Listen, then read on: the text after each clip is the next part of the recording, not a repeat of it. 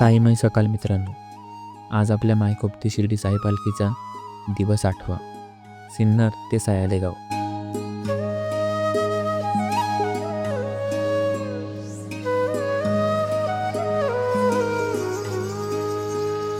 मन वेडे म्हणित माझे साईनाथाचे खूळ लागले. मन वेडे म्हणित माझे साईनामाचे खूळ लागले.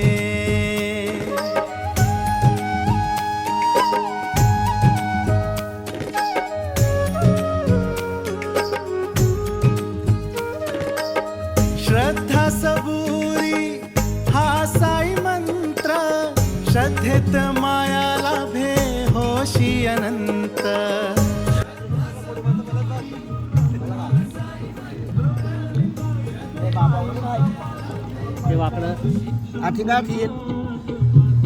सैनिकाला दाखव म्हणता लोखंड आहे ते.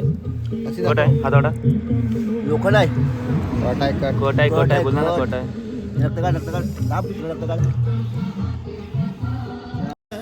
साईनाथाचे गुणगान मन वेडे म्हणित माझे. अध्यक्ष साई पालखीचे भजी बनवायला लावलेले आहेत गरमागरम नाश्त्यासाठी.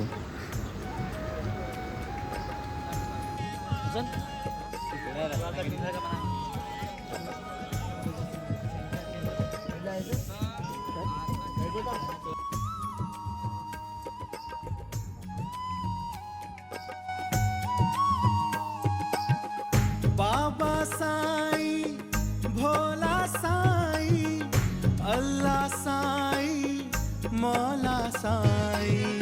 बाबा साई. नाश्त्याच्या विश्रांतीनंतर पुन्हा प्रवासाला सुरुवात केली.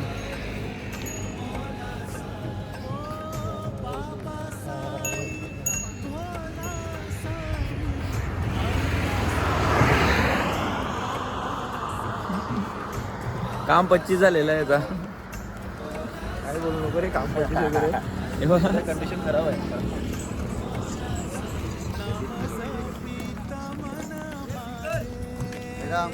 जय राम. चला मित्रांनो, दुपारच्या आता जेवणाच्या ठिकाणी जवळजवळ 2 तासाची रनिंग आहे.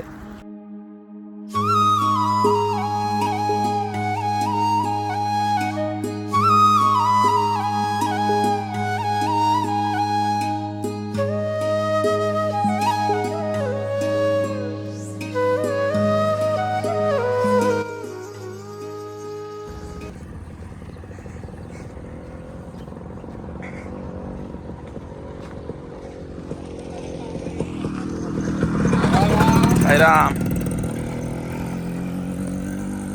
रस्ते बघा बापा बापा.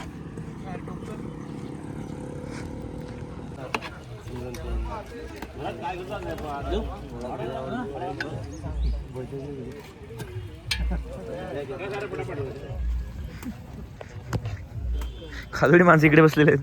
खादोडी ना टोमॅटो कांदा सगळं लागते ना, त्यामुळे किचन जवळच बसावं लागते. सोपविले माझे जीवन. कधी किती चाललो, कधी किती थकलो याची शुद्धच राहिली नाही. जणू साई स्वतः आपल्याला दरबारात बोलवतात. थोडा त्रास दिला पायांना, पण मन मात्र भक्कम केलं. या 8 दिवसांच्या प्रवासाने प्रत्येक हात, प्रत्येक पावलाने भक्तांच्या मनात गोड आठवणी आणि अनुभूती सोडून गेल्या. किती भक्तांनी प्रेम, श्रद्धा आणि भक्तीने साई पालखीत सहभागी झाले आणि त्यांचं फल उद्या सर्वांना मिळेल. म्हणजे सद्गुरू श्री साईनाथांना डोलेवरून पाहायला मिळेल. पण मनात एकच गोष्ट आठवते, आज ही साई पालखीची शेवटची रात्र. उद्यापासून सर्व भक्त आपापल्या व्यस्त जीवनात हरवून जातील. किती वर्ष गेले तरी या आठवणींमध्ये साईनाथांची माया अनंत जिवंत राहील.